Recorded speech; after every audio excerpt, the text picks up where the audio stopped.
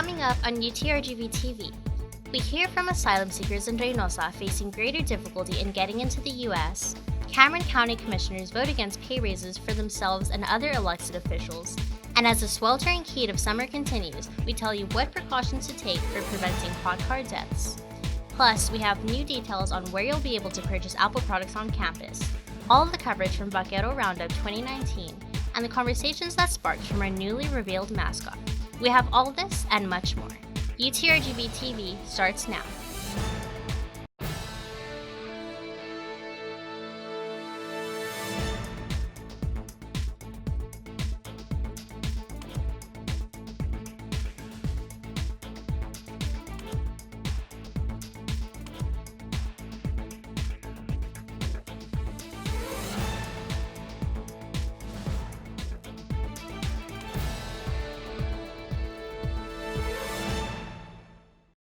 Welcome back, Vaqueros, to another semester of UTRGV-TV. I'm Chief Reporter Rocio Villalobos, and on behalf of our staff, we hope you had a great summer and are ready to hit the books once again. At the top of this week's newscast, the sweltering heat of summer in the Rio Grande Valley is not yet over, and precautions continue to be necessary for preventing hot car deaths. Our Assistant Station Manager, Nathaniel Puente, has more. It's the dog days of summer, which means triple-digit temperatures are baking the Rio Grande Valley. And the hotter it gets, the higher the chances are for heat-related illnesses like heat stroke, heat exhaustion, and heat syncope. Certainly exacerbated by the... Meteorologist Alex Herbst spends countless time tracking our region's weather. He explains just how hot a car can get on a sunny day. Inside of that car, in about an hour's time of just sitting there off with all the windows closed, no air conditioning running, you're talking about temperatures that are up near 140, 150 degrees. In 2019 alone, over 30 children have died from being left in a hot car. And record high heat is not leaving anytime soon. We are currently on pace in the month of August here in the Valley to be warmer than average. Every time I do one, To warn against the dangers of hot cars, Driscoll's Children's Hospital held a demonstration in McAllen to show how we can prevent any more victims of this problem. got to always take precautions. And those precautions can be putting your cell phone in the back seat, putting your computer in the back seat. So if you're traveling with children, pets, or the elderly, remember to look before you lock and stay hydrated. Reporting for UTRGV-TV, I'm Nathaniel Puente. An immigration policy announced earlier this year, migrant protection protocols, is causing asylum seekers to face greater difficulty in getting into the United States. I visited a church-operated migrant shelter in Reynosa, Mexico, to get the story. Lo primero que haría es ponerme a trabajar, a seguir aportándole a esa gran nación. Lo primero que debo de hacer es respetar la Constitución de Estados Unidos y vivir una vida disciplinadamente. Vasquez fled Cuba to escape the persecution he was facing as an artist. Because of the migrant protection protocols, more commonly known as the Remain in Mexico initiative, he's been unable to enter the U.S. to seek asylum and has been staying at a Reynosa migrant shelter for 2 months. Although the journey was dangerous, he says the hope of living a better life kept him going. This group here has faith that we will be received by the great nation. We continue hoping that the U.S. is going to take us in with open arms and that the political confusion clears up so we don't continue suffering the consequences. Senda de Vida, the church operating the shelter, helps by providing the application for asylum, along with food and shelter. The pastor and director says the facility relies on donations and is housing 550 people, including children. While the church does its best to keep the migrants away from harm, he tells us they are not completely safe. It's a little dangerous for them because, like last week, we got a family that was just disappeared, and we don't know what where they at right now. But it's a little sad. Other migrant refugees say they are frustrated with how, in following the MPP, they are left stuck in Mexico for months, while immigrants who illegally cross to apply for asylum on U.S. territory are being admitted. He says those of them who follow the law are being displaced and are given distant U.S. court dates while having to wait in Mexico, whereas those who are illegally crossing the river are receiving a court date right away. We don't understand the measures U.S. immigration is setting, he says. U.S. Customs and Border Protection has not responded to requests for comment on how the U.S. is ensuring the safety of asylum seekers forced to await their court hearing in Mexico. Reporting at Reynosa for UTRGV-TV, Rocio Villalobos. If you'd like to donate to the shelter, visit Senda Cameron County Commissioners vote against pay raises for themselves and other elected officials. Our reporter Jose Guerrero has the details on what was discussed this past week at the Cameron County Commissioners meeting. On Tuesday, August 20th, Cameron County officials and community members voiced their opinion for several topics on the county's agenda. Out of many topics that day, the main issue with community members was pay raises for commissioners and other elected officials. This is your victory. We are very much against those raises. For County Judge Eddie Trevino Jr., the proposed pay raise would have a $48,000 increase on his salary and a $32,000 increase for all other county commissioners. The proposed compensation for elected officials was turned down almost as soon as the meeting started, with commissioners stating that they just don't have the budget for pay raises at the moment. So I think they made the smart move. The main motive of the people who attended here were saying, no, you don't deserve one right now, and you don't deserve one that high, and that's just the way it is. In the history of people who are been prosecuted for corruption, and that's sad. If they're corrupt, they ought to be prosecuted, bottom line. The Commissioners Court stopped reviewing its salary, and that's why we're at such a disparate rate. Now, some people may say that this is a part-time job. All I can tell you is that from my perspective, it's not. I'm literally on call 24/7, and that's fine. I knew that coming in, and I have no problem. But I can tell you that the first thing I wanted to address when I came into office was the fact that our employees at the county level had not been addressed. County Judge commissioned a study, and that study indicated that we were far below market value, especially when it comes to our first responders, our jailers, and our deputy sheriffs. In Brownsville for UTRGV-TV, I'm Jose Guerrero. Students interested in purchasing Apple products will soon be able to do so on campus at the Vaquero Tech Center. Both the Edinburgh and Brownsville campus bookstores will have a tech center serving as an Apple-authorized campus store in which students can buy MacBooks, iPads, and more at discounted pricing. Additionally, Apple-trained technicians will be available for product repairs. The centers are expected to open in early October. We'll have more details for you as the date nears. UTRGV launches their annual back-to-school welcoming for students. The 4-day event consists of festivities and provides valuable campus resources. The university uses the event to showcase what they have to offer to students. Among the things are a variety of student organizations and local businesses that provide free food and merchandise. Student Involvement's program coordinator, Lauren Contreras, mentions a research that states the correlation between student involvement and student performance. Students who are more involved typically want to be at school more, and so that means in the classroom and just getting involved in their studies. And so we see a connection, and getting involved in these events will actually generate success in the classroom. Best Week Ever continues until the 29th. To see the full list of events, visit our website, UTRGV-TV.com. Coming up next, we have all the details on what students think about the newly revealed mascot. We tell you what happened at this year's roundup. And Nathaniel Puente tells us more on UTRGV's World of Sports. We'll be right back.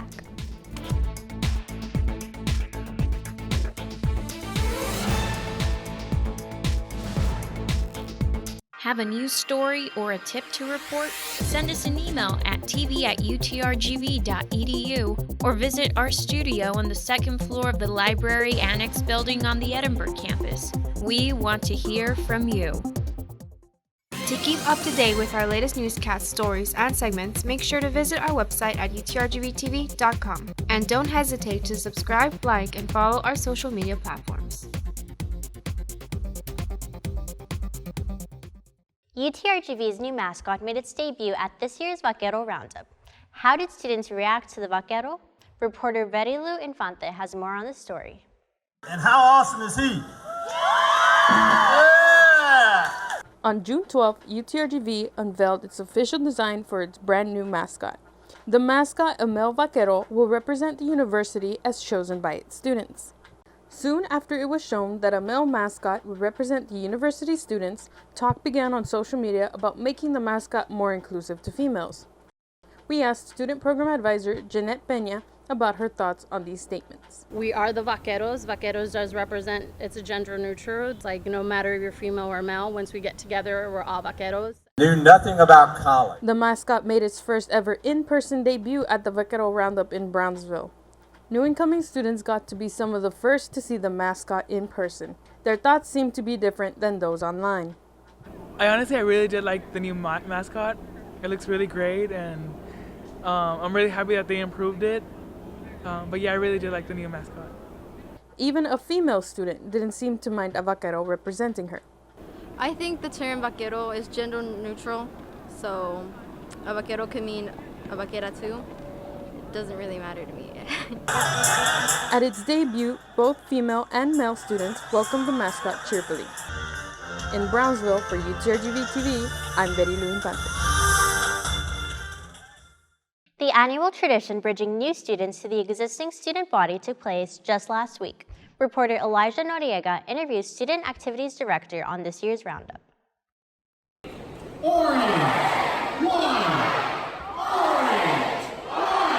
The annual roundup is here, the second part of orientation for incoming freshmen, where students are introduced to some of their colleges, faculty members, and fellow classmates. Based on the meeting I was at yesterday, this is supposed to be the largest freshman class coming into UTRGV. I believe it's over 3,700 students that we are getting ready to welcome next Wednesday and Friday. Prior to the Spirit Rally, they'll be at their colleges, so they'll be getting to interact with faculty, with student organizations that are department-based, and they'll be able to really connect with that college and hopefully find their place and sense of belonging there. UTRGV Edinburgh campus headed to the Fieldhouse on Friday to end their orientation with a Spirit Rally. We try to promote spirit, we try to promote opportunities for them to get engaged and really start creating their campus experience with us, and we think that the roundup, at least the Spirit Rally component, is a good way to kick that off for them. Student administratives also introduced themselves to class of 2023,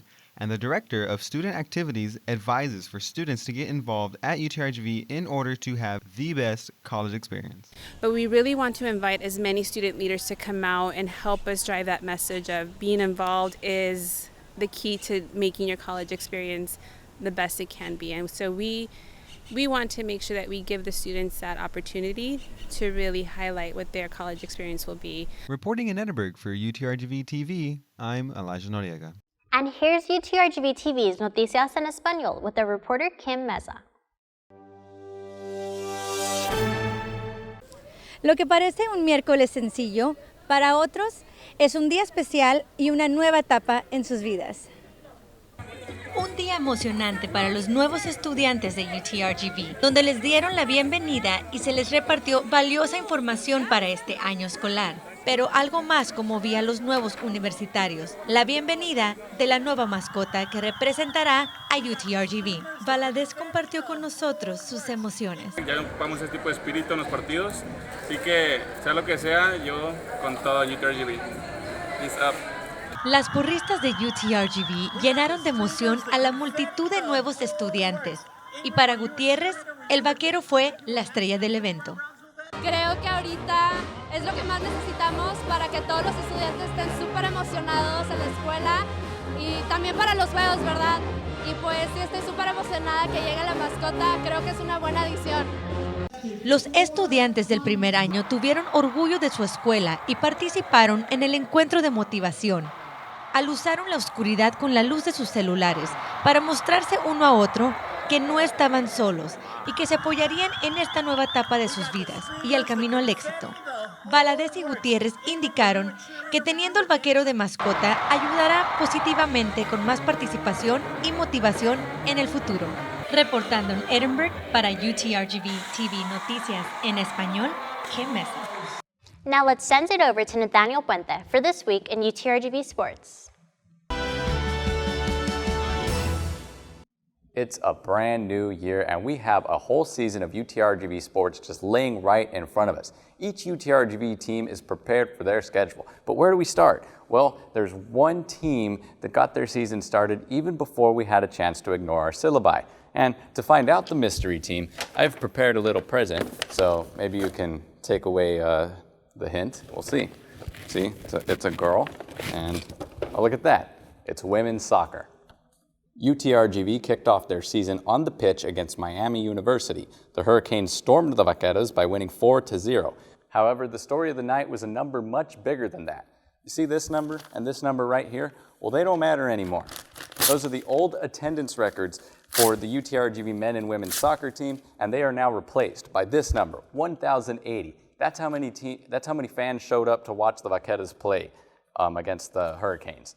Now, UTRGV's next match was against Alabama State. However, the battle wasn't exactly between the Vaqueros and the Hornets. Instead, the intense battle was between who could score the most goals on UTRGV. Sophomore Emily Zapata put the first points on the board with not one but 2 goals in the first half. Zapata led the team with 11 goals last season and made a good effort to repeat that this year. But not if Sarah Bonney had anything to say about it. She blasted 3 goals simultaneously later in the first half. In doing so, Bonney became the all-time leading scorer in program history by knocking in her 26th career goal. And Bonney is thrilled about the achievement. This was my goal for this semester, to break Dre's record and set a new one. And I'm really excited that I got to do this tonight. I'm really, really happy. And when you score 3 goals in a game, you know what that means. It's a hat trick. And I've prepared a little hat trick for myself, since I'll probably never be able to score 3 goals in a soccer game. We'll see what I can do with this. I kind of expected that to happen. The scoring wasn't done there, as Isabella Marinaro connected on her first career goal in the second half. In the end, UTRGV prevailed with a dominating 6-0 win. The Vaqueros start their season off with a 1-1 record, and they look to carry the momentum as they play Texas A&M Corpus Christi this week. So that's your UTRGV sports highlight for this week. Back to you, Rocio. And here's this week's police reports released to us by UTRGV PD this past week. On Monday, August 19th at 1:38 p.m., UTRGV PD was contacted by a Veterans Affairs police officer in reference to a suspicious item left unattended in Lot H4. The item was a microwave oven on the ground next to an unoccupied vehicle. The UTRGV PD officer set a perimeter along the UTRGV property and contacted the Brownsville PD bomb squad. An emergency alert message was sent to the Harlingen campus advising of the suspicious item. The bomb squad later examined and cleared the item. All normal operations resumed. On Wednesday, August 21st at 3:37 p.m., an officer was dispatched to the location in reference to a faculty member reporting having received a suspicious phone call while at his off-campus residence. The faculty member reported the caller informed him that his computer had been hacked. The officer made contact with the caller, who hung up once the officer attempted to identify him. No personal or work-related information was given to the caller by the faculty member, and his university computer had not been breached. A report was generated for documentation purposes. That same day, at 10:59 p.m., an officer was contacted by a U.S. Border Patrol agent at a location, informing him that they were searching for several individuals in the brush area west of parking lot B1. 4 individuals were apprehended and taken into custody by U.S. Border Patrol, 3 individuals from Mexico, and the 4th was from Honduras.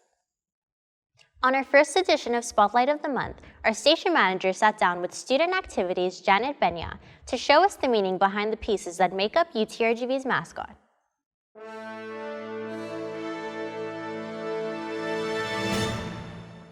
Hello and welcome back to another semester of Spotlight of the Month. Today we've invited Janet Benya. She's the Student Program Advisor for Student Activities. First of all, thank you so much for being here with us today. And well, she's brought some special items, some very special items for us to see today. Would you like to show them to us, Janet? Sure. So the mascot wasn't able to come, but we were able to bring a piece of mascot. So she's brought several pieces of the newly revealed mascot, and she's going to be explaining to us what they mean to the student body and to the university. The mascot was designed by a student from the theater department. So from the beginning to the end in a committee. So this is how the design is a friendly mascot, but tough and aggressive, because students wanted. So this is the look that came about with that. And of course with the hat, the cowboy hat, which represents the vaqueros. So the hat behind that, it is a buckaroo cowboy hat, which is comes from Mexican cowboys working in the Southwest. So it's actually set up with a low crown, which is low, because back then they worked out in the field. So it's meant to avoid hot air going in, and actually avoiding them to be hot. That is the head of our mascot. I was able to bring over the belt. It's UTRGV. Our students really strongly recommended that we had the athletic text or logo. So it was the UTRGV logo, and this is the for the mascot. And then I also was able to bring the boot, which we have the stars and throughout a lot of our tradition events, homecoming, and any welcome week, best week of ever, UTRGV Day, you see stars because it represents something that actually was, I feel like it got out of the mascot. The mascot students voting wanted a star. Star represents Texas, said it Texas somehow, and we incorporated the 2 legacy schools and our current school, so that's why we have blue and a green star. And then the stitching on the boot is the blue, which represents the Rio Grande Valley, which is a connection with Mexico, connection from Rio Grande all the way to Brownsville. So the students wanted to incorporate that we are not just an Edinburgh campus or a Brownsville campus or a Rio Grande campus. So it represents the whole Rio Grande Valley. Right. And so coming from student activities, coming from student involvement, how does it feel to be creating these traditions and to be making history here at UTRGV with this mascot? It's amazing. It's surreal. Starting and going into our 4th year, into our 5th year, building it from scratch is pretty amazing, and having the students help us build these traditions.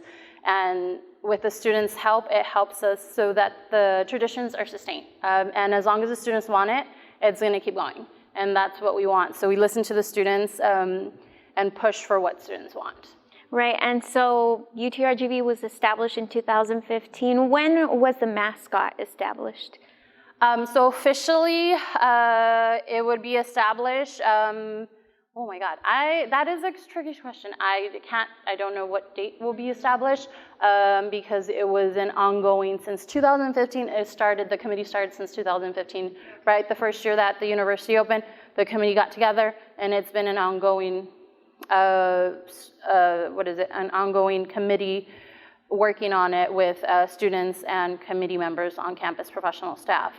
So established, I don't know, that's a good question. We're vaqueros, we've been vaqueros since 2015, so that being a vaquero, it's established. It's having a mascot and actually represent the student body would be a little different, so it would have to be established 2019 of fall, but what date? I'm not sure what date it's gonna go with because it was unveiled in the summer. And so now that it's been presented at Roundup, people have already gone out and seen. What have you heard? Have people liked it? What have people said about the mascot? So we haven't heard anything so far personally. I know social media is out there. There's a lot of postings. I don't know if it's because it was showcased to the first that new incoming freshmen that they already knew they were vaqueros, so they see it and I don't know, I know UMC is going out there after Roundup and going out there and asking like, what did you think? So once that information is shared with us or they share it with the university or the student body, we would know what the students feel. And those few students that I know I work strongly and close with, they are happy. Like they see it. Those that are in our offices that I work with the Spirit program, they're like, yeah, we have a mascot. We can relate with it. We know we're vaqueros. And so now that the mascot is established, I mean, yes, it's established, but will there be any future changes? Will there be anything about it that maybe might be different? At this moment, we just came out. So like anything in any mascot in the world or in the universities, they do evolve. But at this moment, there isn't any exact future plans. Our committee will still get together and plan out and see if there is in the future. And we'll be the first to know. Okay. Well, thank you so much for being here, and thank you for making history and tradition here at UTRGV, which is something I believe all students and staff and faculty will be very proud of as the years go on by. So we thank you for that. This is our Spotlight of the Month.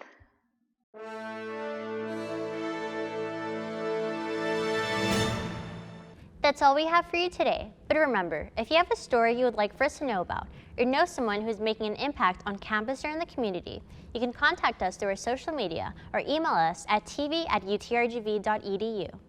We have community and UTRGV news for you every week. See you next time.